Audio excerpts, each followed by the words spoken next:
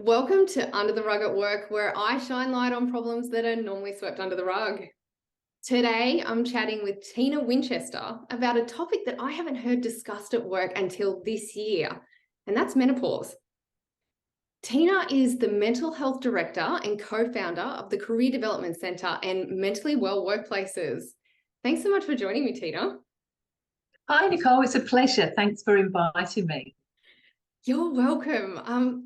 As I said, I haven't heard people talk about menopause, especially when it comes to the workplace. There's only a couple of women who I've noticed, and really only this year in 2023 start to talk about it. And in the workplace, I have just noticed that people do sweep it under the rug and they just think it's women getting cranky when they get older, which is quite interesting and also not at all helpful. So I love the fact that you're deep diving into it, and I'm looking forward to having our chat today. Can you share with us what happens when a woman experiences menopause? Let's shine the light on that.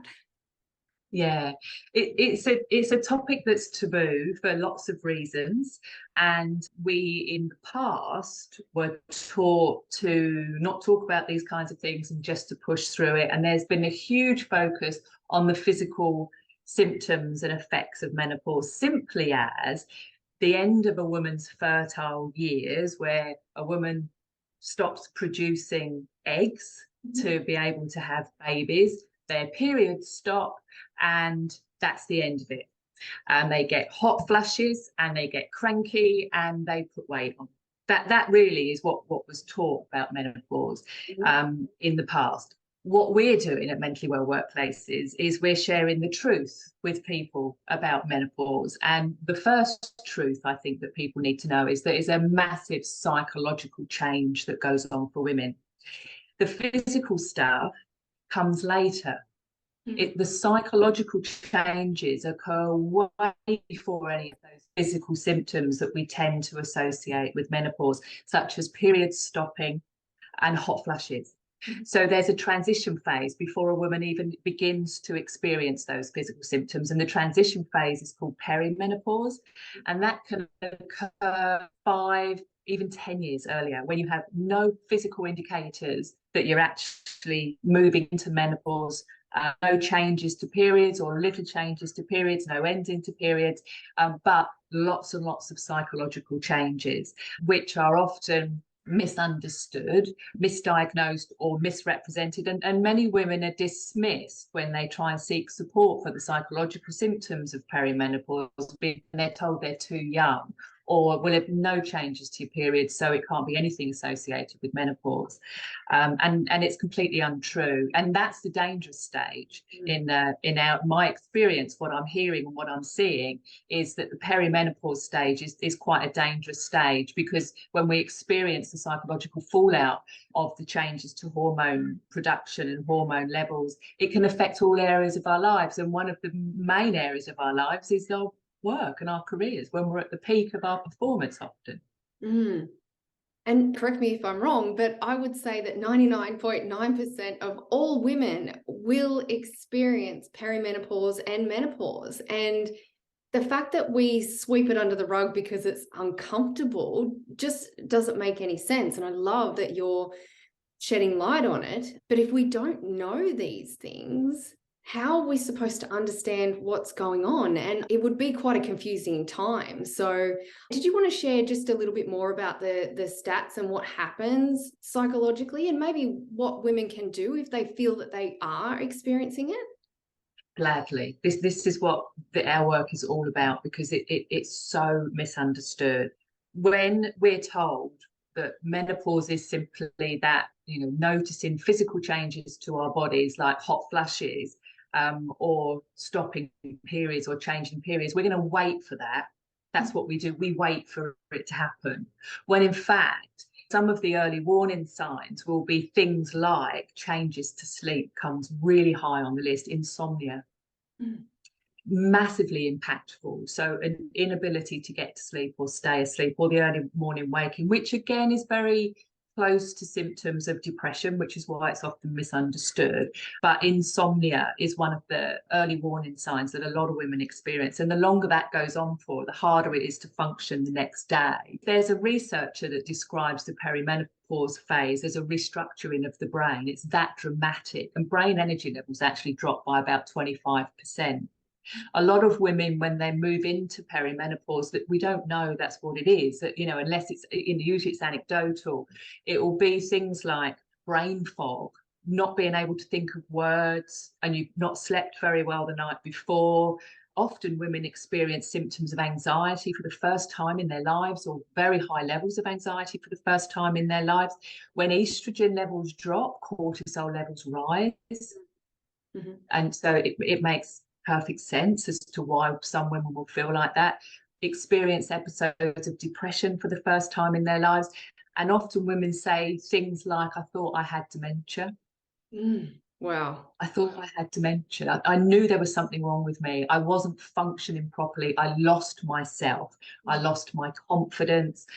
I looked at the people around me and reevaluated my relationship with all of these people. There's no joy in my life. I feel so low. I feel so different. I can't pinpoint it. Relationships begin to disintegrate or break down for some women who associate it all with, you know, there's something going on around me, as opposed to could it be something else. And what tends to happen is women will go to the GP and be told that it's a depressive episode. What, they would normally give you pills for that, I assume? Yeah, potentially they might offer an antidepressant medication for the anxiety symptoms or for the low mood, and a referral maybe to see a psychologist or a counsellor to deal with the other kind of cognitive thoughts, feelings, behaviour kind of stuff. But which is a good response if you do have depression. But it isn't necessarily a response that's going to work particularly well if what we're experiencing is an up and down of our hormone levels in response to perimenopause. Questions don't get asked often of women in terms of their experience with, you know, has your menstrual cycle changed, especially if they're not, you know, 45 or over. Perimenopause often occurs, you know, early 40s onwards, sometimes earlier, even earlier for some women, and just dismissed in terms of this couldn't be anything to do with perimenopause or menopause.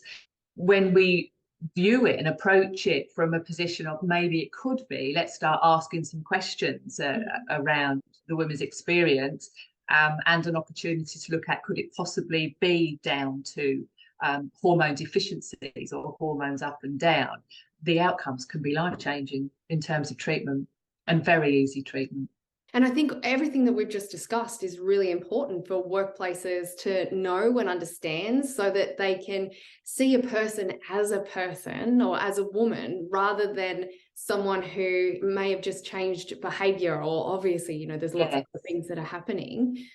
Is there anything else that workplaces should know, and how can they support women during this time?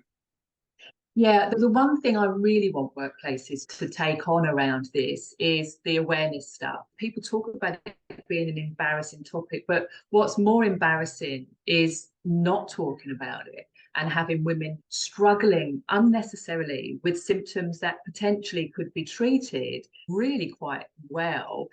If we don't know what's going on with us, how is our workplace going to support us? So we need to educate people. We need to educate, not in terms of, oh, we're talking about hot flushes. You know what? Even a hot flush is a neurological symptom. It's not a physical symptom. Our temperature is regulated by the hypothalamus. The hypothalamus is under stress. These physical things that we see sweep under the rug and don't address are actually signs of neurological distress. That's what we need to be talking about. So in terms of workplaces, let's start talking about it. We talk about things like prostate cancers with men, not an easy topic to talk about.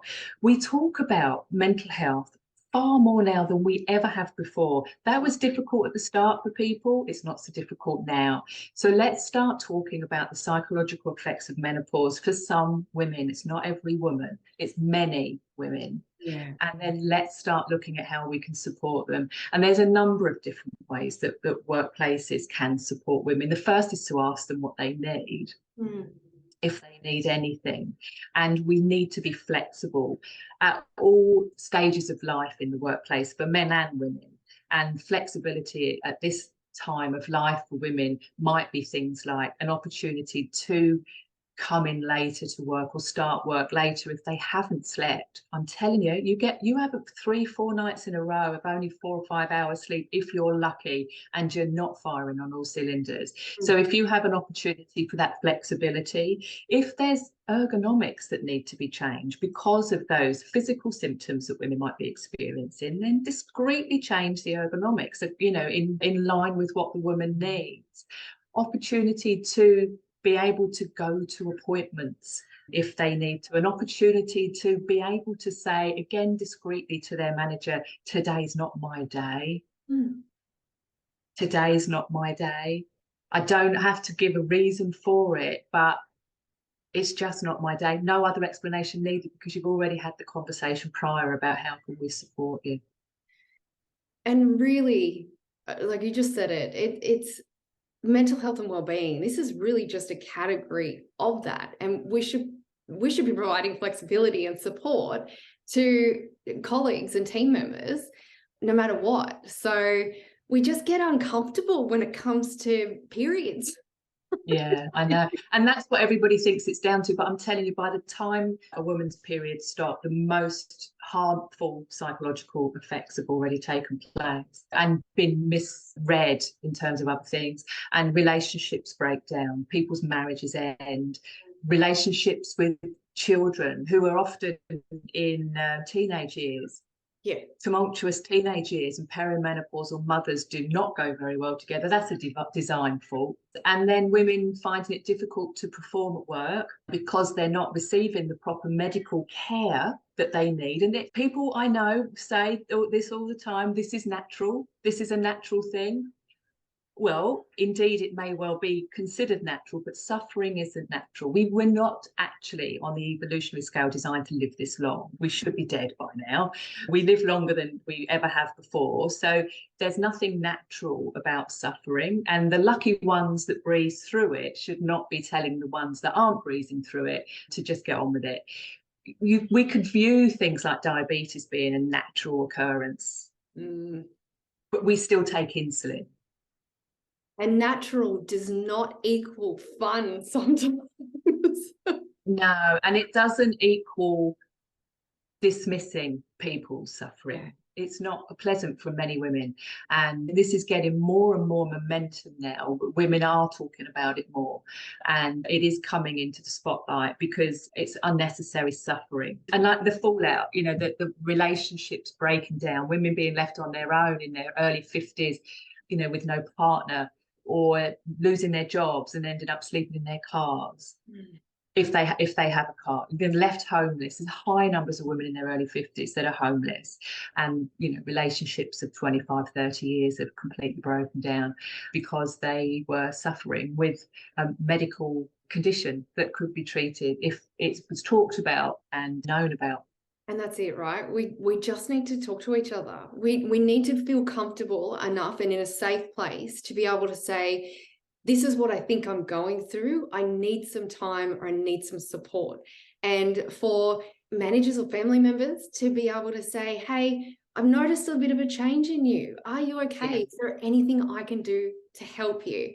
Instead of that combative, you've done something wrong, or you've said something that I don't agree with, or you're angry today and I don't deserve it, or, all of the things that go on in our heads because we're in our own bubble. But just sharing that bubble for a minute with the other person, whether it's you going through perimenopause or menopause, or, your team member or your family member doing that.